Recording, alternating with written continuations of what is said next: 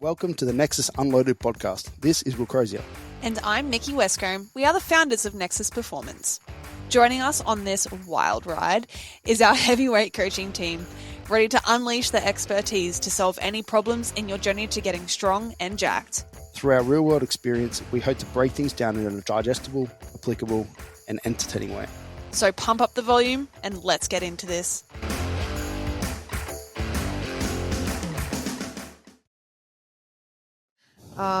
Okie dokie. This is the joys of Bowser. Get down. Off. Good boy. Yeah, if you want to sit up here, you can sit there behind me. Beside me, not next to Jordan. Here. Good boy. Sit. Good boy. Aww. He said, I'm going to be in today's podcast as well now. Oh, is this started? Yep. Oh, I didn't realize. All right. Cool. Yeah, I've been started trying to calm this fucking dickhead Look down. alive, Jordan. Look alive. Okay. Alrighty. Let's get in. Let me pull up my notes. And we're going to deal with Bowser's misbehavior today, I think. All right. So I think we're up to like episode 11 now. Is it? Yes, 11. Yep. Episode 11 of this Nexus Unload Season. podcast. A couple more to go before we take a little bit of a break. Why are you taking a break? Because I'm about to pop. I'm about to explode. I'm as round as a rissole. As round as a wrist. That's literally what I say to people. I walk into the butcher. Are you right? We've lost Jordan. We've lost her. Oh my God, can we get a zoom in on her face? Why is that so funny? Oh my God. You've got Bowser, like, are you okay? Yes, well, that's how I feel. I'm about to pop. I'm like 2 weeks to go. 2 weeks. 2 weeks to go. So 38 weeks at the moment. So 2, maybe 3 or 4. Who knows if this thing decides to come out on time. But yeah, that is how I feel. Why was that so funny? I've never We heard lost that. her. I literally just started crying from laughing so hard. I've never heard that before. I literally walk into the butchers and that's what I say to them. Are Like, you "How serious? feeling?" Do I'm they like, not like die laughing? Oh, the butcher just turns to me and he's just like, "Oh, I feel the same way. I've been like that for the last 50 years." And I was like, "Yeah, but I've been dealing with this for a very short period of time. You've at least had coping mechanisms put in place." For you, it me. kind of like it comes on quick. Yeah. I remember the first few months you couldn't really tell. No. And then I wasn't. I mean, now obviously very heavily. When you're 2 weeks out, like you're as big as you're gonna fucking get, really. Yeah. But my weight gain has been like healthy and normal. So I'm up about 16 to 17 kilos, which for my size and shape is considered a healthy range. Yeah. Especially in the last few weeks, they expect an average weight gain. Sorry, you're getting the shit kicked out of you. No, it's Bowser. okay. They expect anywhere between like 400 to 500 grams a week Oh wow, of that's weight gain. Yeah, that seems like a lot to like have to then have all at once. It's so it's blood volume, it's water like it's water. I swell really badly now. Like that's why I've taken my wedding ring off because my fingers swell really badly. So yeah, like just like more. I've noticed my face is starting to get just a little bit more puffy. It's nothing that's unbearable, and I don't feel like I'm like sitting here. I'm like, oh my God, I've gained like 16 kilos. This is so unhealthy, and because as soon as Bub comes, depending on the weight of it, like there's 3 or 4 kilos gone already. Obviously, things like breastfeeding and all those other fun bits and pieces that new mums get to deal with, the fluid sac, placenta, like there's a lot of weight that there's a lot of stuff going on. Yeah, you'll lose pretty quickly after you go into labor, and then you just kind of get back into being a healthy human afterwards. So yeah, a couple of weeks left to go, hence why we'll be wrapping up the podcast, just to give us time to adjust to what this new life is kind of going to look like.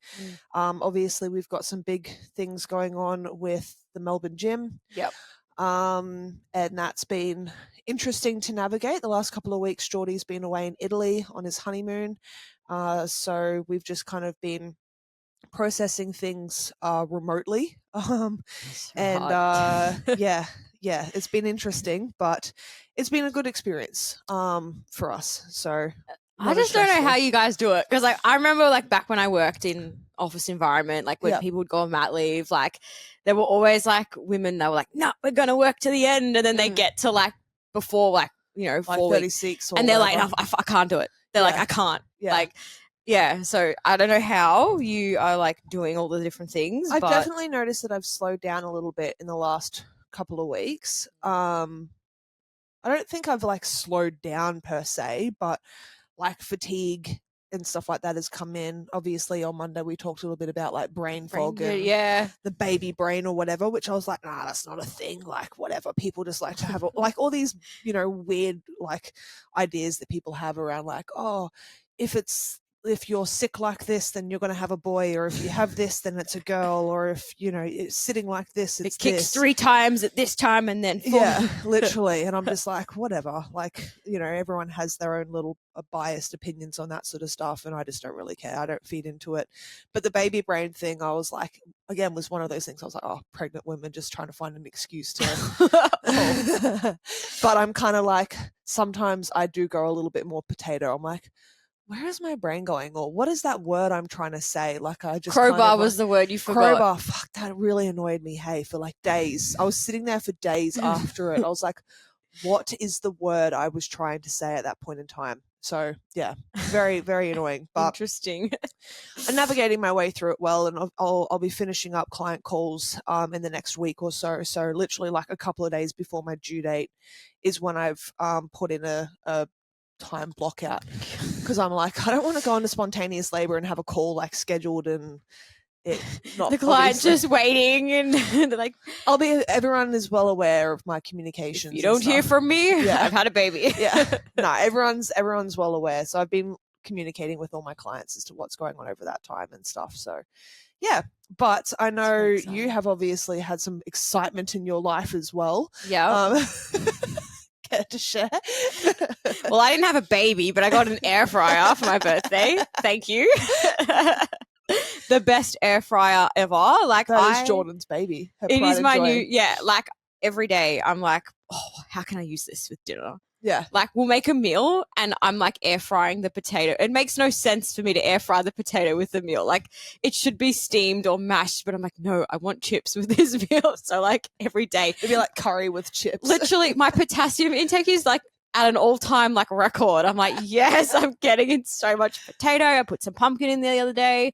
We cooked a fish in there. Like we made said fish that it and was chips. the best fish and chips you've ever had. Like I'm not gonna buy fish and chips anymore. Like I'm just like, it's just like erase the need for me to like go buy food or anything out, because I'm just like, we can air fry that. Yeah. So that's been really good fun. It's in the laundry. Yes. Because so the whole reason why I never got an air fryer in the first place was because Jared, throwing you under the bus, he's under the bus now. He didn't want it to take up too much space in the kitchen because he's very minimalist. So me having my vitamins on the top shelf was like a battle. Like now that my vitamins, I can see all my health stops. Like, but you can't have your creatine out or something like that. Okay, yeah, no, my creatine's out. I can't put my collagen. Yes, because the bag's too big. Even though it will fit on the shelf. I haven't taken it yet because it's been hidden. If I don't see it, I don't do it. Oh, Jared, you're ruining her gains, man. Literally. And then her recovery. He bought a fucking multivitamin, and I was like, oh, so like, where are you gonna put it? And he's like, oh, somewhere where it makes sense for me. And I'm like, oh, you're not gonna put it on the shelf? And he's like, no. And then like a day later, it's on the shelf. I was like, you're a fucking hypocrite. Oh, we love you, Jared. Jared's funny with all these little things. So I actually messaged Jared about the air fryer a week or so before I bought it for you, because I was like, I knew I wanted to get you an air fryer because obviously everyone's been mocking you and it's kind of been a thing for quite a while. It's been a thing, yeah. It's been a thing. And so I was like, I want to get her an air fryer, but I know Jared's the the kitchen decor. He's the boss. He's the alpha. Yeah. In that sort of area. And so I was like, I'm going to ask Jared like what color appliance he wants. cares about and that shit. that sort of Yeah, stuff. yeah. Yep. Those little things that Jordan gives zero fucks about. And so I was like, all right, Jared, are you comfortable with me getting this one? This is the one that we use. Like we have it here. Yeah. But I want to make sure, like, am I getting it the right color? Do you want it white, black, stainless steel, whatever? And then the other consideration that I had was making sure that it was easy to clean for Jordan, because I know Jared will be the one stuck cleaning it. I haven't cleaned it once. He's been doing it. You don't have to clean it after every use, though. Well, no, like I just put potato in there and like I season everything after to minimize the. You don't need it. The drip tray doesn't need to be cleaned out all that time. I think when we did fish, he cleaned it though, because yeah, of course, yeah. Like I've got meat in that I have to clean out from ours. So like I put like half a kilo of beef, diced beef in there, and I just chuck it in. Went and had a shower, came back. So rather than putting it on the pan or whatever, I just chucked it in the air fryer. That's so smart. I'm going yeah. to start doing that too. Just little bits and pieces like Yeah. that. It makes life easier for me. Efficient. And that's why I was like, air fryer is my life. I don't really like cook a lot of stuff on a pan now. I'm sure it will actually make life a hell of a lot easier. Or steak tastes better when it's like grilled and whatever. But just for me, convenience is trumping at the moment. So. Yeah, that's fair. That's fair. All right, let's get into today's episode. Awesome. So we're going to go through the identity pyramid sort of work that we do with a lot of our clients today, because obviously this mindset, behavior change, motivational interviewing, all these different sort of frameworks that we were talking about before, compassionate coaching, all that sort of stuff comes into a lot of the kind of work that we do without us putting like labels on it, was a conversation that we were having. We don't put labels on it because it's just how we communicate. That's it, because there's lots of theories and models. Like all this stuff is rooted in science, but I feel like the way that we both work is that we just draw on these things naturally. Yep. Because we're great communicators. Yep. Great Communication, people. comms queen over here. I have a master's in comms. Yes, I studied communications. I paid to learn how to communicate. How to speak. There we go. And she's done. Done it.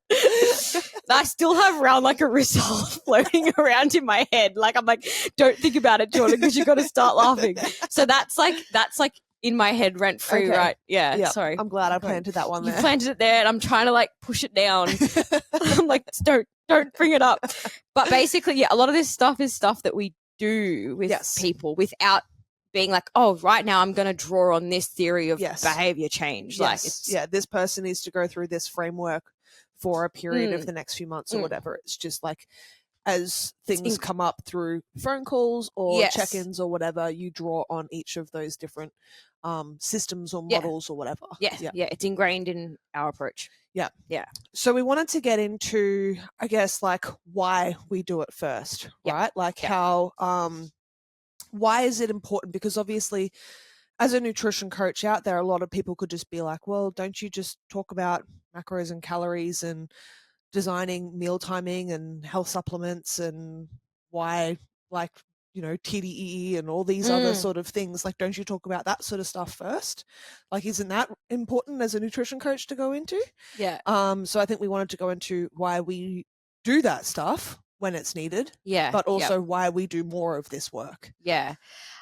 I don't even know what to say. I think because the way I like to think about it is like, when we have people come on board, like I think people are like, I'm expecting like, a meal plan or macros or tailored advice on this or when I should eat this. But I think the people who get the most out of their coaching and out of their performance and out of their nutrition have a really strong, I guess, level of self-awareness that goes beneath that, as well as a really strong driver, and they've got strong goals that they're tied to, and they've got they've built resilience through having strong foundations. I can't. Yes. No, I'm on board with you. Good. Okay. Yeah. So basically, like, the more self-aware someone is, the more confident they are in what they're doing, why they're doing things and stuff like that. The more self-belief that they have and the more autonomy you can have with things as well. And I think too, with the self-awareness is also like being honest with themselves, knowing when maybe they can do better, but also not berating themselves and kind of beating. Yeah, They've got falling into self-sabotage. Yeah, and obviously, like, people slip up. Like, that's normal. We have weeks where things don't go well, and we're like, we can do better than this. Yes. But they don't. Then they can then fall back to Yes, what they need to process. do. Yeah. And I think developing this with someone then leads them to be a better athlete or in Human being. performance, in anything they do. In terms of, like, when I say performance, I'm like at their job, at their studies, being a good friend, being a good partner. Like, yes, it all kind of comes back to I think the more you understand yourself, the more you can apply yourself to certain things and know what's going to work for you. You can understand your triggers. Yes. So you can understand if there's things that will set you off, how you can manage those expectations or those scenarios, or avoid being put into some of those scenarios as well to begin with. So you have your better boundaries in place. Yes. But it also allows you to overcome and work through them, or at least acknowledge it. Even just be like, all right, I feel this way. I'm allowed to feel this way, but I'm not going to allow these thought patterns or these behaviors to spiral out of my control. Like, it's okay if you have, like, I actually had a call with someone yesterday who was like, I've been going through, all these different major lifestyle things. And for her, she was just like, I've kind of like gone off the wagon a little bit, or off the rails.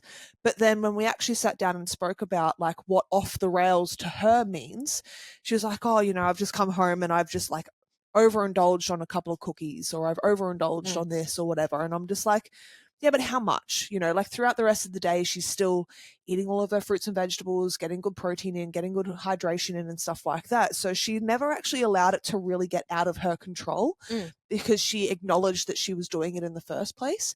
Yeah. But then she's just like, all right, now I'm in a position where I want to change and do better, because I don't like the way that I'm feeling. But I knew at that point in time I needed to kind of, like, she was turning to food for comfort.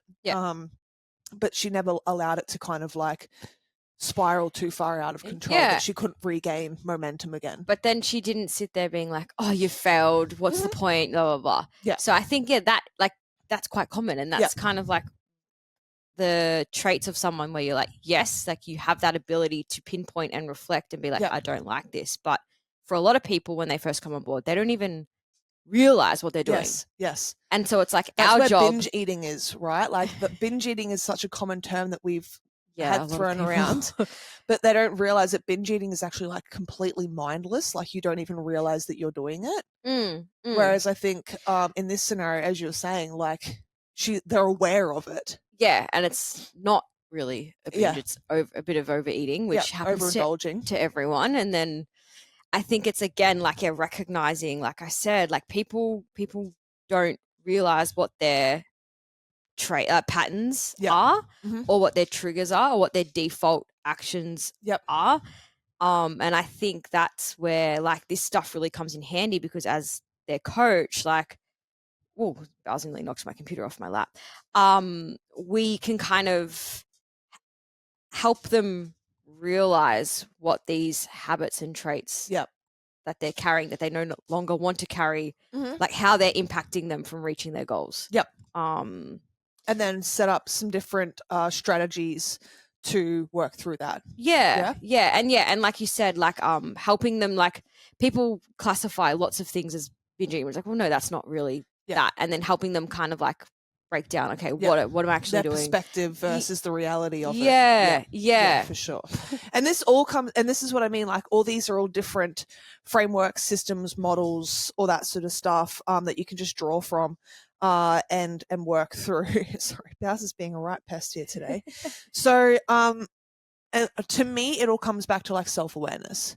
The more aware you are of your triggers, your behaviors, your actions, and how you think and feel, the more you can be resilient and work through that sort of stuff over time. So did you want to maybe go into like this behavior change stages? Because say if someone comes on board and they've identified that like, okay, like there's a few things holding me back and this is what I want to achieve, they may not necessarily be ready to make the change. So like, So when you say like we're having like an inquiry call or something like that with someone, like the steps that we kind of go through, is that what you mean? yeah, I or- guess, yeah, like assessing, okay, like what their goals are.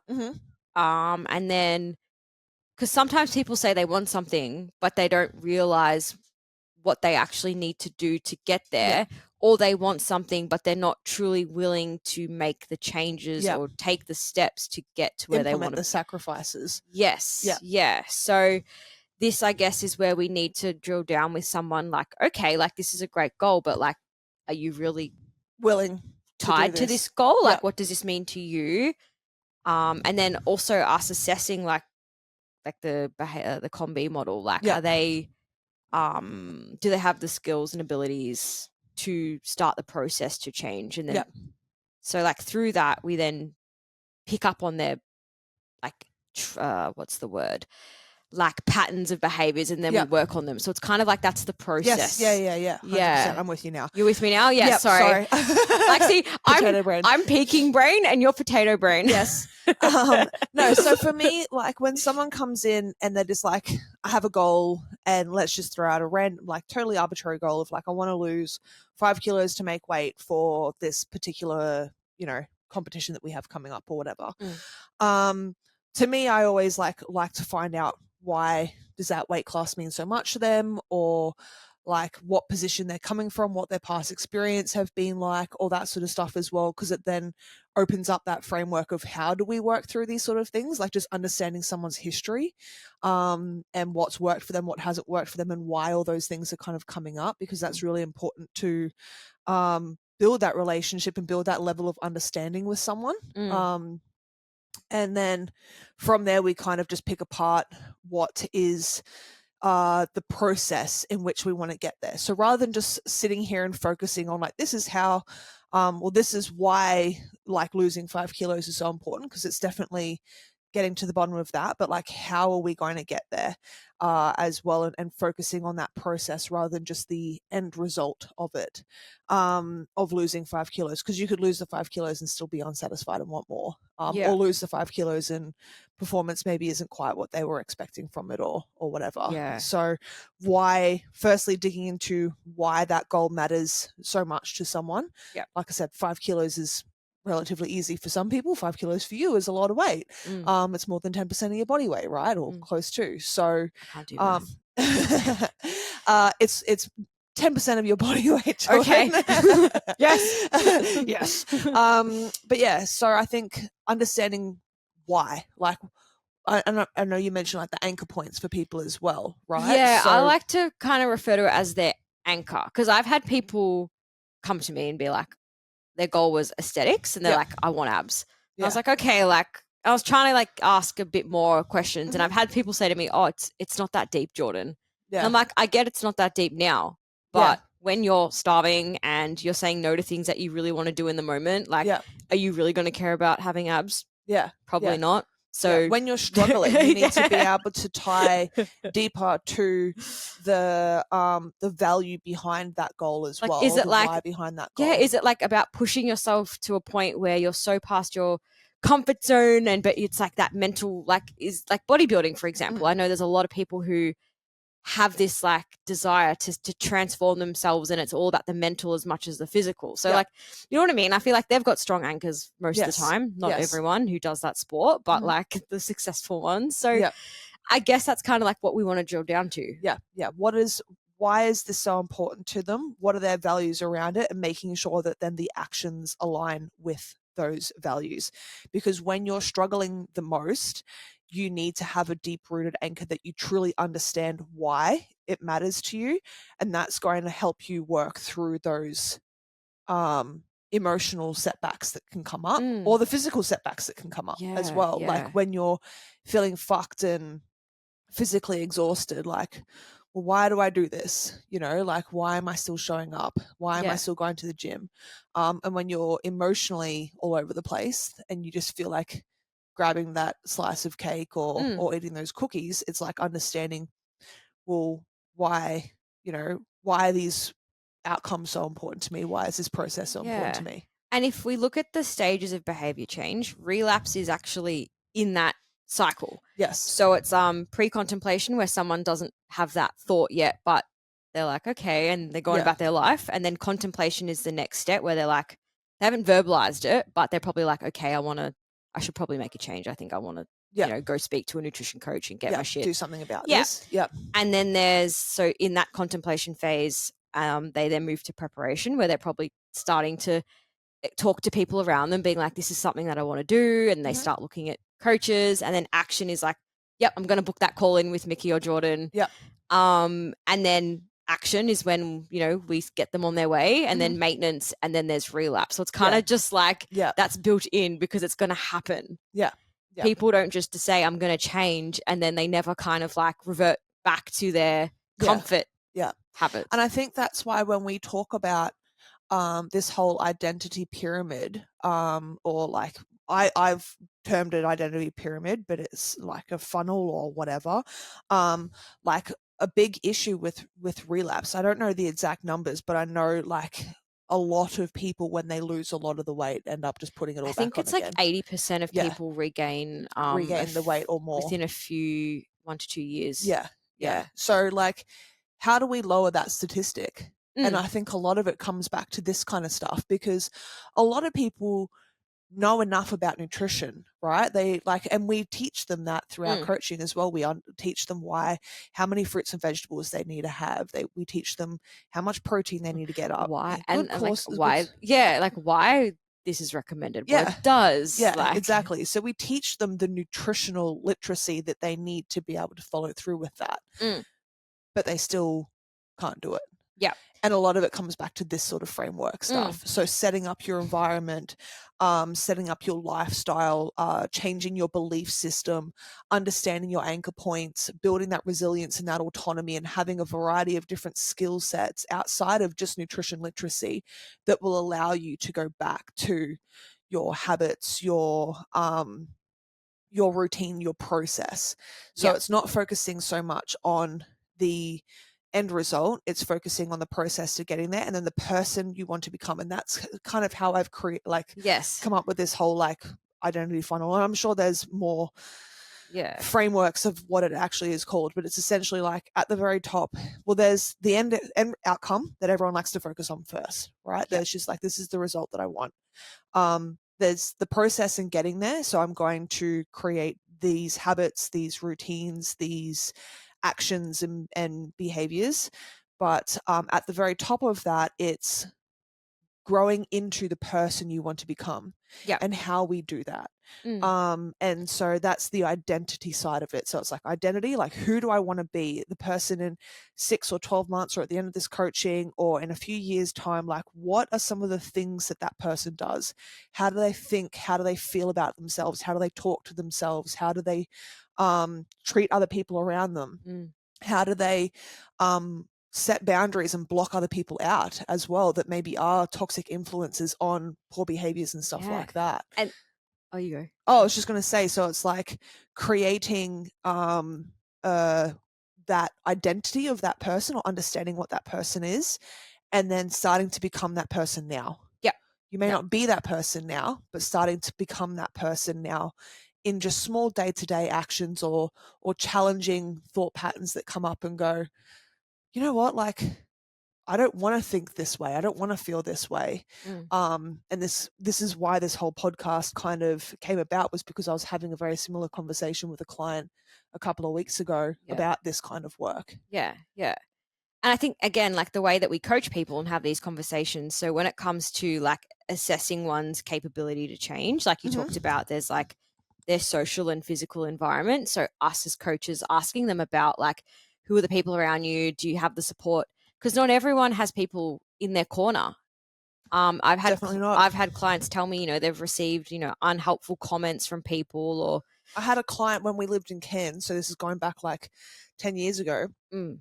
she was about 130, 140 kilos, big woman, like framed, but her husband did not want her to go to the gym and be coached. She was getting PT'd by Will, and I was doing her nutrition at the time. And her husband never wanted her to go to the gym and lose the weight or do anything like that. And he was a very, very, unfortunately, it was a very toxic sort of situation. Or I never got involved in that sort of stuff, but obviously, as you build some of these relationships with people, they kind of like to share. And so it was never my position to talk about that dynamic. But at the end of the day, it was just like understanding that shit, this person does not have the support to make some of these goals like a little bit more of a reality for her. She's got like this roadblock in the way, and that's really hard. Yeah, and I think it's because again, like we could sit there and be like, oh, well, why don't you just do this? Yeah. But without really speaking to someone and understanding like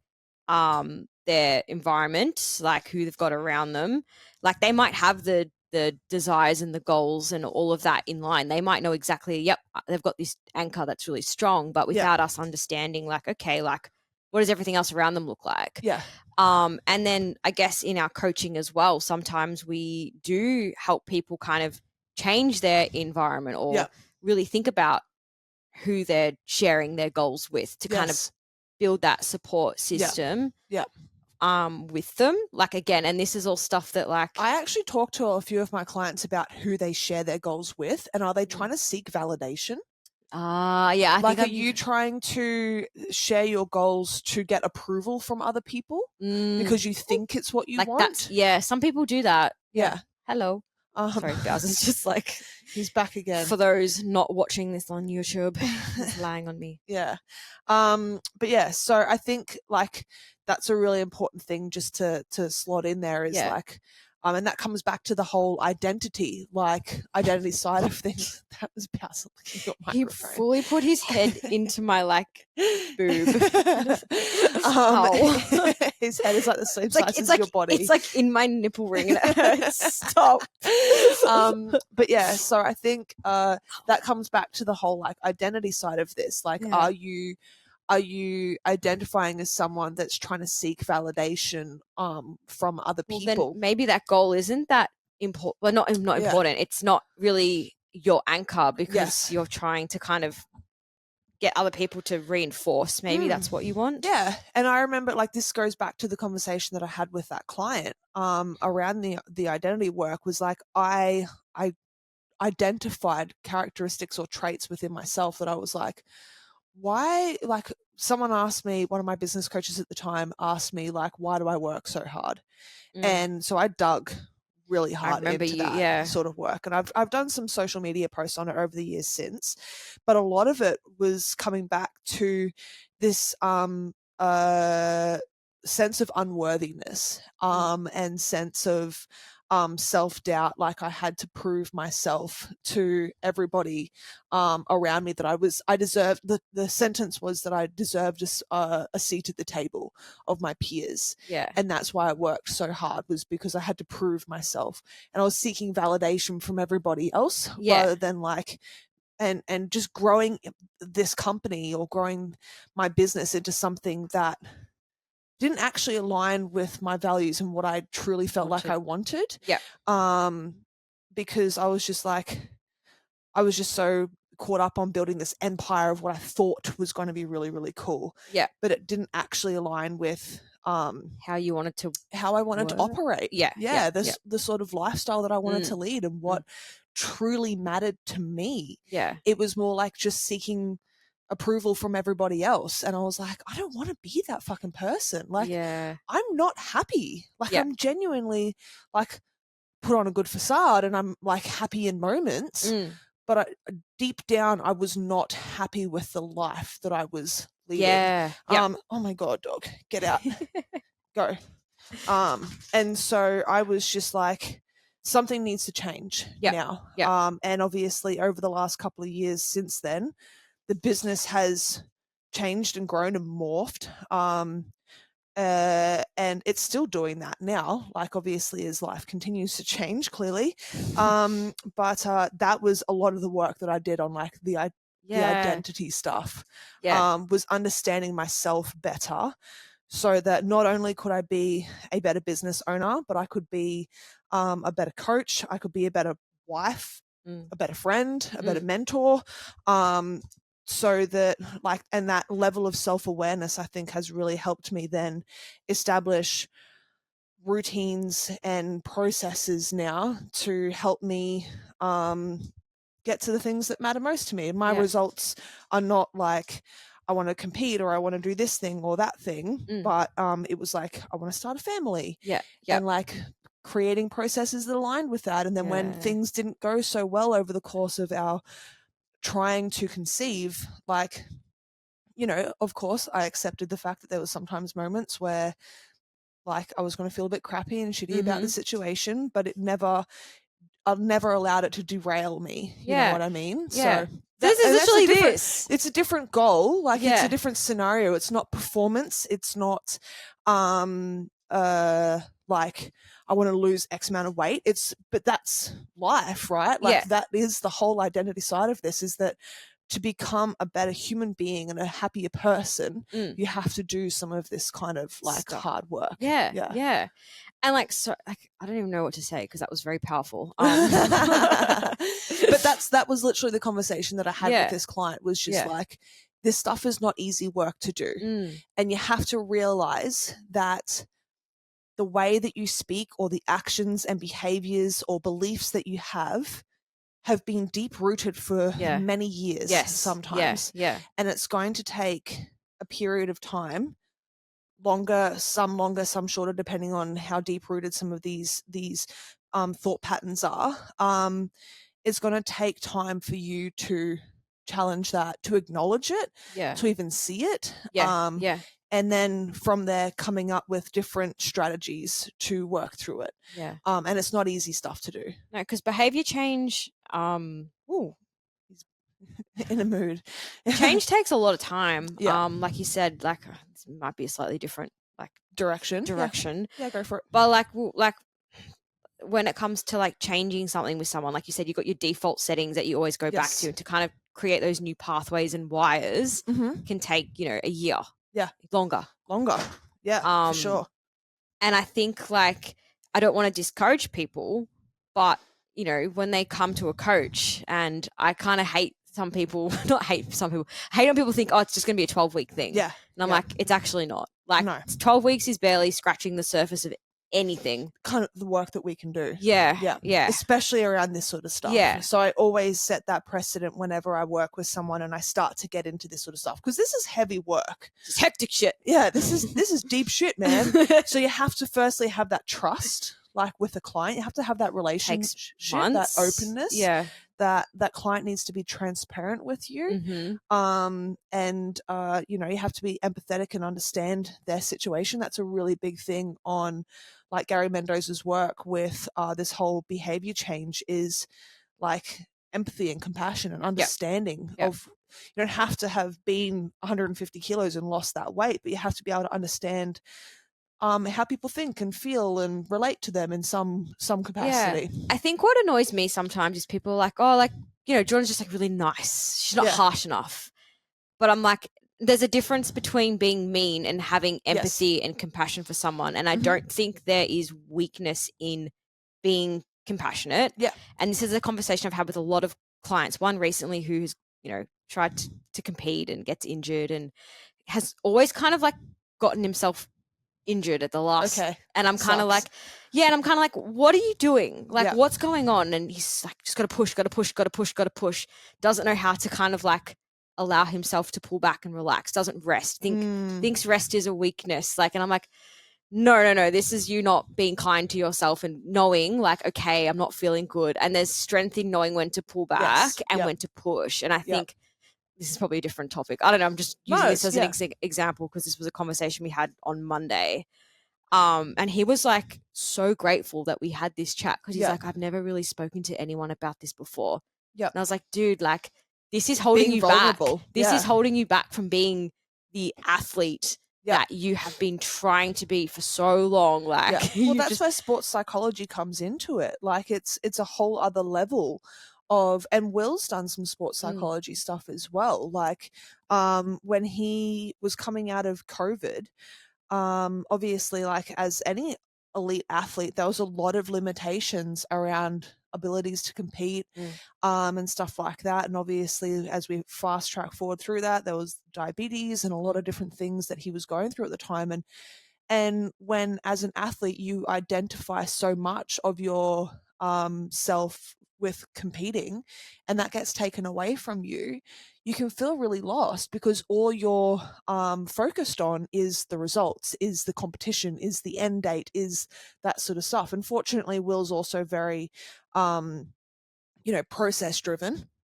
He always has been and thinks a lot that way. But naturally, like, a lot of the identity stuff came into question because there was so much of his self-worth attached to being an athlete and competing. So maybe this guy's the same sort of thing where he was, so much of his self-worth was attached to competing.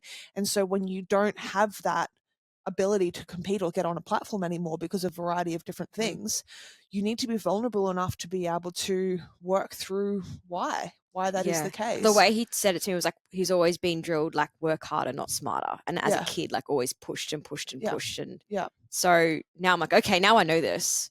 Like, now I know the warning signs and like what typically But he's happens. openly shared that with someone. Yeah, and he's identified the patterns and he's realized, like, this is what happens every time. Like, regardless of what sport it is. Yeah, or what thing. It could be work, it could be anything. Yes, burnout, Yep. something's got to give. Yep. Injury, illness, like. Yep, exactly. Yep. So, and I think that's a really empowering thing, is to be vulnerable and to get it out there, because as soon as you put it out there, it makes it real, and then it makes you be able to create some of these strategies to work through that. And I think looking at our list of things, it's like, well, how do we start doing that? Yep. It's like identifying the things that you don't want to do anymore. Yep. So verbalizing it and Yep. being like, okay, I don't want to feel like this anymore. I don't want to do this anymore. I'm like, cool. What are some of the things that you're doing? Like, so, firstly acknowledging like poor habits, and some of the stuff is like what atomic habits work is as well. So it's like identifying poor habits that you no longer do, or certain traits or characteristics or thoughts and feelings about yourself that you no longer align with or want to align with is the first thing.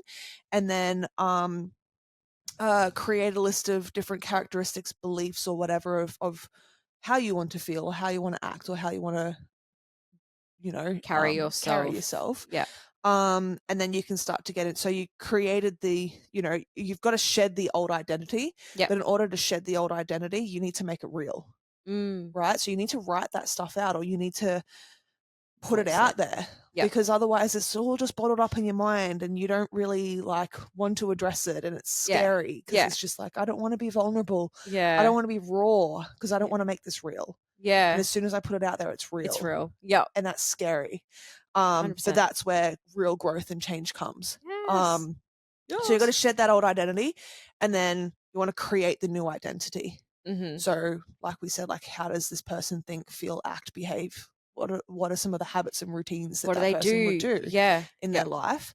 And then the biggest thing that I see a lot of people kind of fuck up with this sort of stuff is that they try and do everything all at once.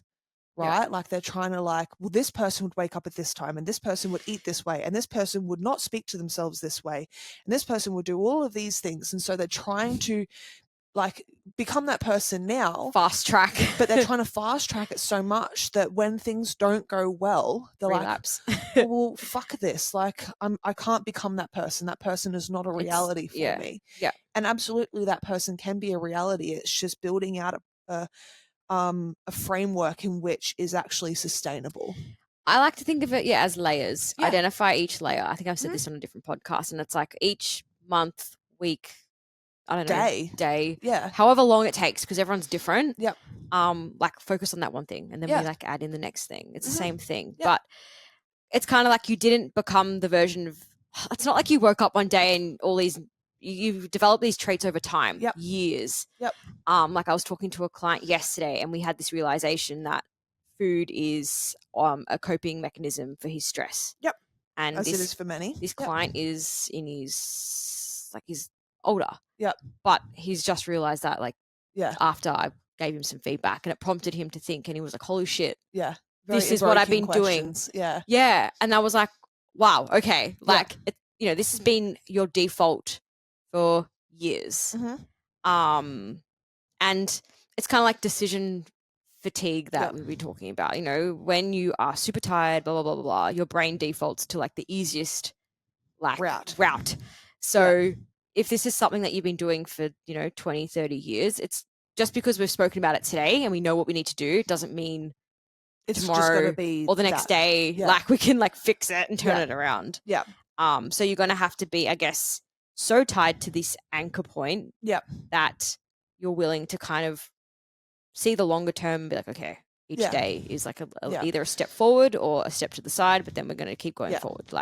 Yeah, you can absolutely change your trajectory. Absolutely.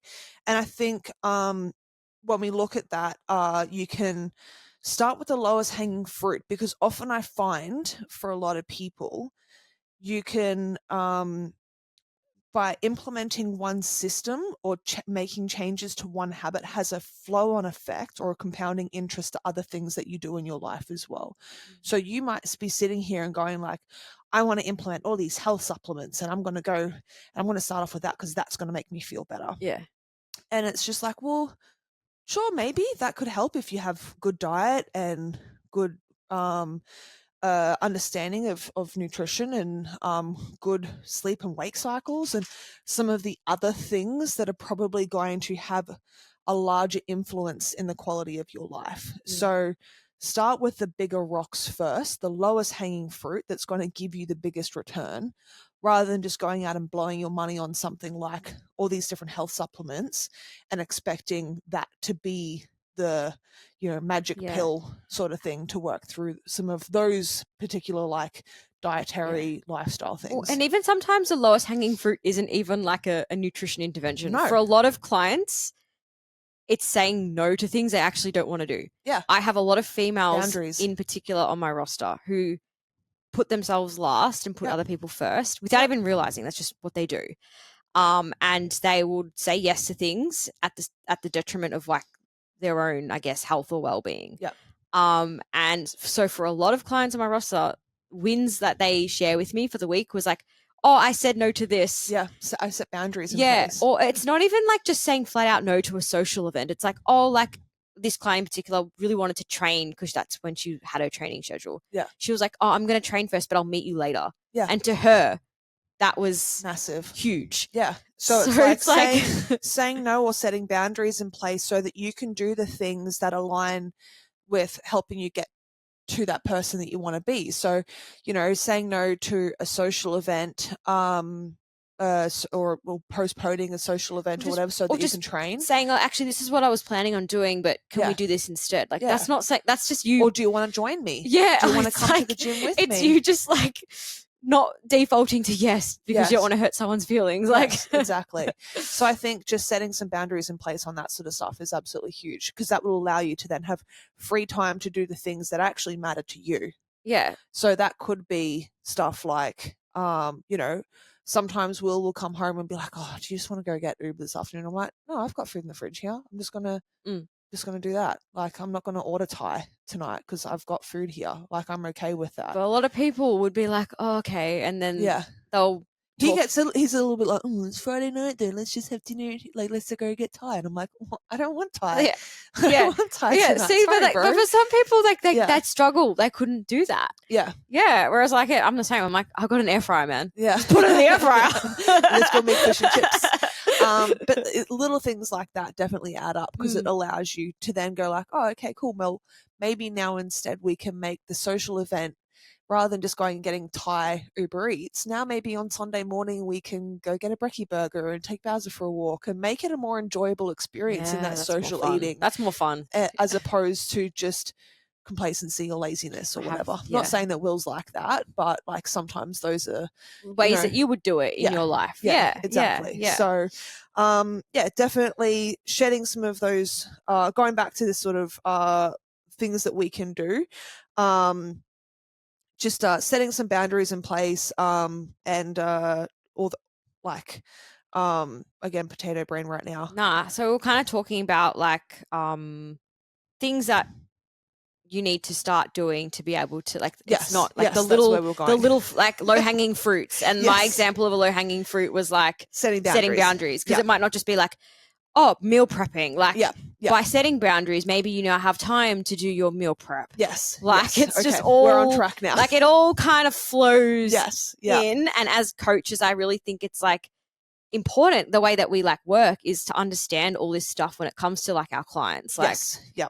So let's go through some of the exercises mhm. that we've given people over time. Yep. So for the listeners out there, they understand some stuff that they can do themselves, or for some of the coaches, things that you can implement with some of your clients that we've seen success with. Now, this is not so much the first note that I have here. It's not so much like like processes or any of that sort of stuff, but it's more getting people to that level of self-awareness and vocalizing or making real some of the stresses or things going on in their life. And that's the stress tree exercise that I've got here. And I give this to a lot of my clients, and I always see massive success with it when people can sit there and acknowledge what's going on in their life. Yep. So the stress tree is essentially, it's like it's an analogy. So envision a tree, and you've got branches to each of these trees. Branches to the tree that are different areas of your life. So it's like training, nutrition, financial, work, relationships, all that sort of stuff. And you've got different branches going off. And then within each of those different categories, there is stress, right? So training is a stress. It's not always bad. Like stress is not always bad, as we know. But it's just identifying like the stress that's going on in the middle of a comp peak. Like that is stress, but that is going to lead to, for some people, that could lead to decision fatigue and all these other bits and pieces. And so when we identify all the stress that's going on in our life, we then start to circle things that we can control and things that we cannot control. Yep. So of that, it then allows us to go, okay, I'm feeling really stressed or frustrated or overwhelmed about this thing, but I can't do anything differently about that. Like, that's okay. Like, I acknowledge that stress exists, but I'm not going to allow it to lead to self-sabotaging behaviors or whatever. I'm just acknowledging that it's there. And then the stuff that we can control, like peaking for a competition or whatever, it's like, what management strategies can I put in place around this to minimize the amount of stress that has in other areas of my life? Going to bed on time. Yeah, exactly. Like little bits and pieces that it's like, cool, well, these are some recovery things I can do. These are some things that I can share with my partner about how I'm feeling at the moment or whatever, so that my support network around me understands what I'm going through. And that I'm not put in as much tempting situations and all those other bits and pieces. So it's just like identifying the stress, things that you can and cannot control about that, and then implementing management strategies for those things. And that's a really, really powerful exercise that I have a lot of my clients do. Yeah. Everyone I've done it with has loved it. Yeah. They're like, it's really therapeutic. Yeah. Because it makes it real instead of shit bouncing around in your like, head okay, all the time. can't control that. Fuck you off. Focus on this. Yeah, exactly. I had a client like it so much. He said to me, he's like, can we schedule in a placeholder to revisit every 6 months or whatever? Yeah. So we like revisited the tree. Love like that. Yeah. I was like, bro, I love you. Like that's awesome. Yeah, so good. It's not stuff that you have to do all the time. Because there's a lot of different other management strategies that we can put in place around stress in itself. But firstly, just acknowledging what stress is going on in your life, I think, is a really, really big thing. And an easy way to start. We've got in here like reflective practices as well. A reflective questionnaire. Yeah. So for me, with a lot of clients, like I say to them, like if you've had a moment where things have slipped or you felt really crappy or crummy, I'm like, tell me. Tell me then and then, because it's kind of like then we can really go through, okay, like what happened, bless you, like what were you telling yourself in that moment when you were doing this like self-sabotage activity or whatever? What led to it? What were you feeling afterwards? And then we can kind of just go through, right, how would you approach this scenario? Would you do anything different next time? I think the biggest question I ask a lot of people is like, if they've identified something's happened, or they've like relapsed or taken a step away from who they want to be, I'd ask like, do you have any regret over that? And Yep. if they say no, then I'm not going to like get Yeah. them to reflect on it, because I'm like, Yeah. well, what's the point? Yeah. But if they're like, actually, yeah, I didn't like that, I'm like, all right, let's reflect. What Is there can we anything do? you'd want to do Yeah, differently? sorry, I Yeah. literally spent 5 minutes just trying to say that one sentence. I apologize, everyone. It's like, what can we do differently moving forward? And I think Yes, it's that's- the thing, the key thing there is identifying what can you do, but also like, what can we do? Like, you are not in this alone. I'm here to support you and to help you. Because someone could be like, well, I want to do these 5 different things. And it's like, all right, cool. Let's start with this one. Yeah. Because that one might carry on to 2, 3, and 4. Yeah. And then you only actually have to do 2 things, not 5 things. Yeah. So it's just and then it gives them the autonomy to think for themselves, because they're like, this is what I can do. Like, I can do this stuff. Not like, this is what I want to do, because it sounds nice. The idea sounds really nice, and I want to appease my coach and I want to make them proud. Yeah. It's like, no, make this real. Like, what can you actually do? I think is really important to identify with reflective work. And I think too, it's the honesty in being transparent, because it's like, I've had people say to me like, oh, I don't want to let you down. I'm like, you're not letting me down. No, like not at all. Life. Like, I'm not going to be in your life. Yeah, like this isn't after. me. This is you. This is about you. Like, I don't want you to think about me in this situation. Like, yes, I care about you and I want you to succeed, but I'm not going to be like upsetty biscuity. Like, in 50 years' time, I'm not going to be breathing down your neck going, hey, you need to be able to think critically for yourself. So the next point that we've got here is you've mentioned writing letters to yourself. Yeah, I had a client who surprised herself. She overcame some serious hardship and she came out the other side. And I was like, this is a really pivotal kind of moment or like lesson in life. Like when things feel fucking hard, you've persevered and you haven't pulled the pin.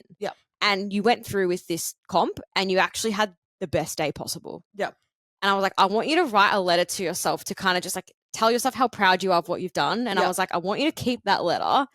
And, at another point in time when things feel really shitty, you want to like give up, I want you to revert back to that letter, because like it's in your own writing, it's in your own words. You're basically like telling yourself, yeah, I got this, I can do this, I can do 100%. Hard things. So that's something I've had some clients do as well. Well, this is going back to that identity stuff that I had. Like, I still have that book written down of like and it's like really ugly big writing of like, why do I work so hard? And I could probably pull it out. I think it's in one of those drawers there. But like, I actually have gone back to that on a few occasions now, and I reread it. There you go. Like, just to reconnect and ground myself a little bit when I do have like really heightened states of just like, okay, like just fucking breathe. So yeah, it's the same sort of thing of like putting it out there, making it real, and then reflecting back on it with like a positive, clear mind as well, as opposed to trying to negatively frame everything all the time. Like, see how far you've come. So from there, some exercises that we can do is also like identifying triggers.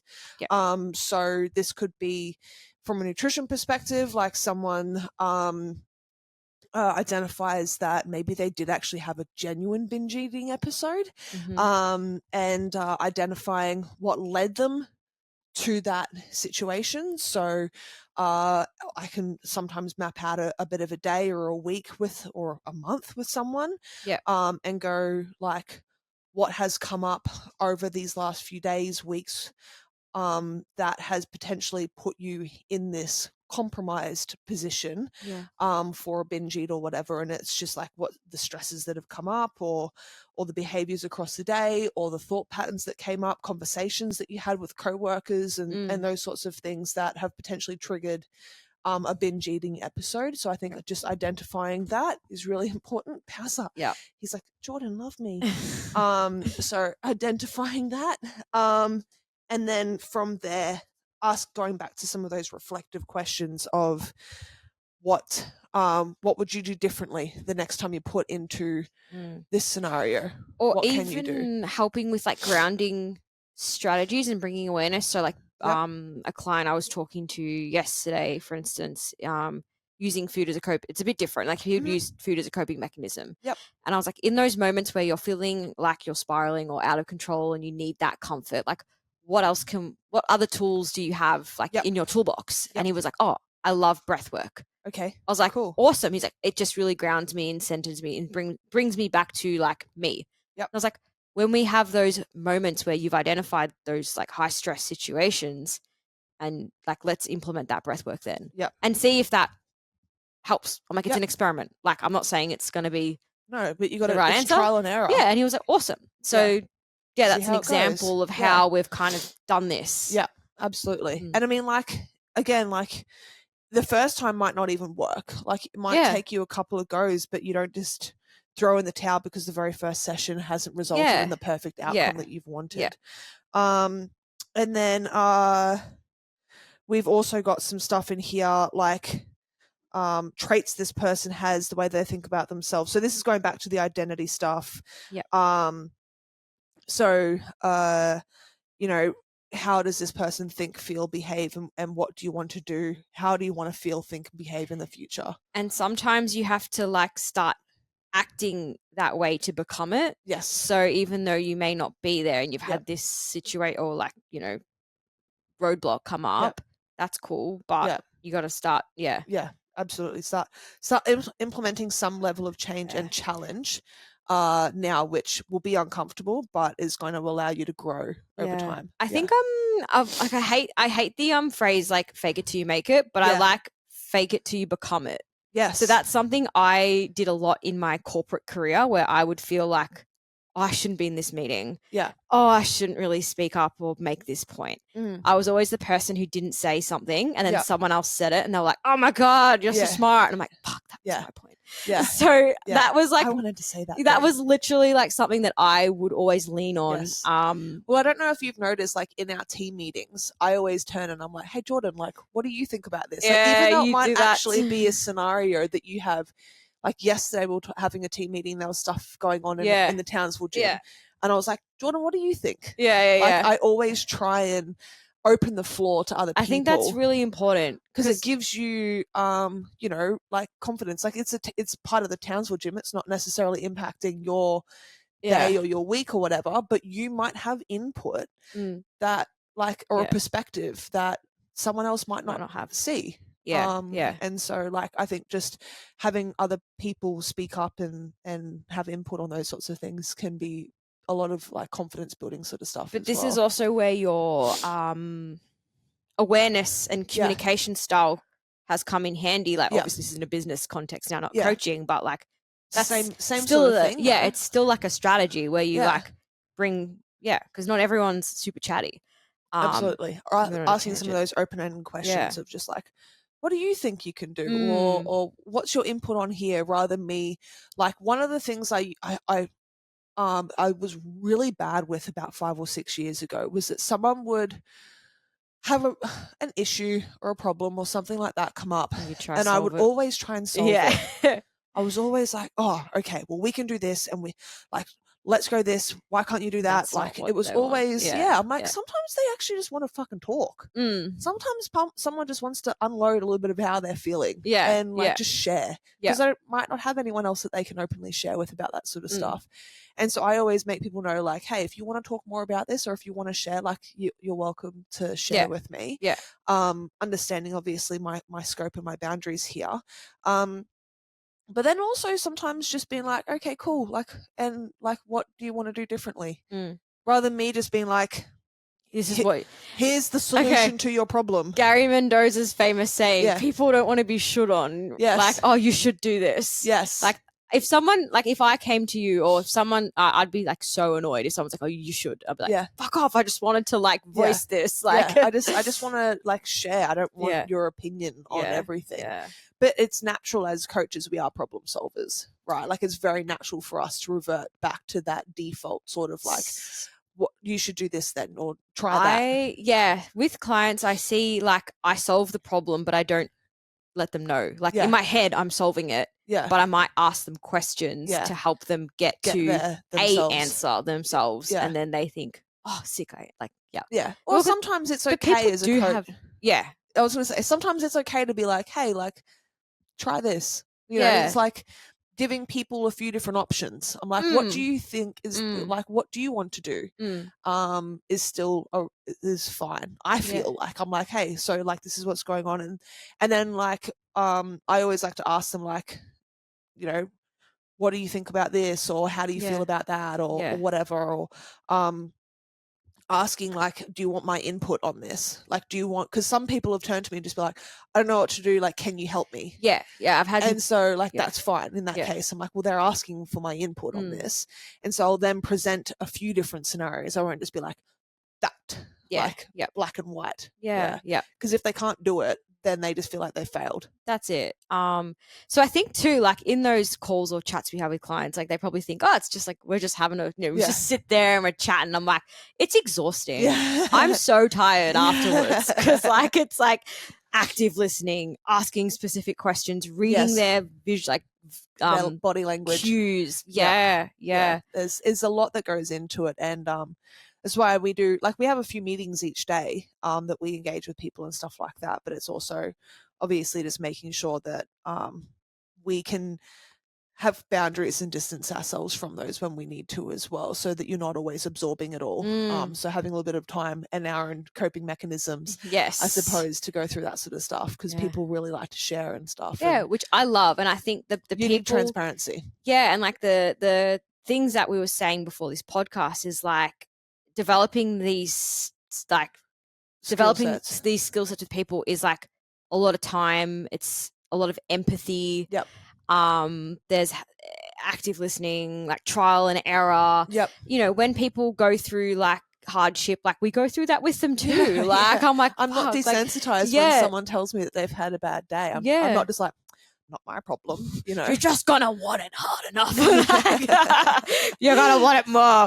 Nah, like it's like you take it all on with them, but I think the reward or the end result is so fulfilling. And I was saying to you before, I had a client share this with me, and I was like, when he said this to me, I'm like, this was really powerful, because I'm like, this is at the core of why I do this job. He literally put into words, it was like, not only has this helped me with like powerlifting, but he's like, it's helped me be a better person. And he's excelled in his studies. Like he was top 1% in like GAMSAT, going to med school. And he's like, it's because you've helped me like develop these skills and just feel better all around. And I was like, this is like creating resilience in the sense that like athlete, performance based, like just being able to like apply do hard more shit, to life, feel better, be a better human. And I was like, oh, this is why we do what we do. Oh my God. Yes. It's reassuring. It is. It's definitely reassuring that you're on the right way when you do have some hard conversations and stuff like that with people sometimes. And there's a little bit of like, you know, questioning yourself that comes into this naturally, because you always just want to do better and help people. 100%. Like I know when some people have not so great comp days, like Will really takes that on board. He's really like, that hits me hard too, because you're like, I'm so invested. He's just like, oh man, like what can I do? It's not just like what can we do, but as a coach, like what can I do? Like, is there a flaw in my communication style or my relationship with this person, or what can I do better or differently to help this person reach the, you know, all these different things that we've talked about. So that's been a heavy podcast today. I'm it's been tired. a big one. It's been a big one. And Bowers has been an absolute fucking menace like 90% of the time as well, so that helps. He hasn't been out for a walk today. That's why he's crazy. He's literally cracked it. It's been a big one. But it's been a big one, Bowser. I'm just still like laughing internally about Rounders and Risol. Like, I just had to say it one more time before this podcast ends, just so you know how hard I've had to keep it together. Okay. Whew, compose yourself. Shit. All right. So if the people out there are interested in working with us and like this kind of stuff, or identify with some of the things that we've spoken about today, obviously, you know, we do have availability with our coaching and consulting and stuff like that. So Ash has come on board, our new nutrition coach. She'll be based out of Melbourne. So she's accepting clients. Myself and Jordan are mentoring Ash and helping her through all these different things to get her up to speed with the services, the deliverables, the expectations that we have here at Nexus. So if you are interested in coming on board, doing some comp preps, working through some of this sort of stuff, or just want a better understanding of nutrition and how you can be a better human being, Yes. then get in contact with us, and we can help you out on your journey. Awesome. Anything All right. else you want to add? No, I'm good. I think this is probably the last one with you in it for this season, and we'll get into some God. exciting new things coming at the end of the year. We had obviously our little team meeting yesterday. Yeah. We've got some projects that we're working on. So obviously whilst I process life for the next month or 6 weeks or whatever, and then we'll be getting into some pretty cool stuff moving towards the end of the year. I guess too, if anyone has any recommendations for topics or like people they want on the podcast, yeah, let us know, because Yeah. season 2 we'll be doing more of this sort of stuff yeah, as we'll well. be prepping for season 2 in like Probably a month. Yeah. So keen to Beautiful. hear from the people. All right. But that's all I have. Cool. Thank you very much. All right. Adios. Bye. Oh, how well timed is that?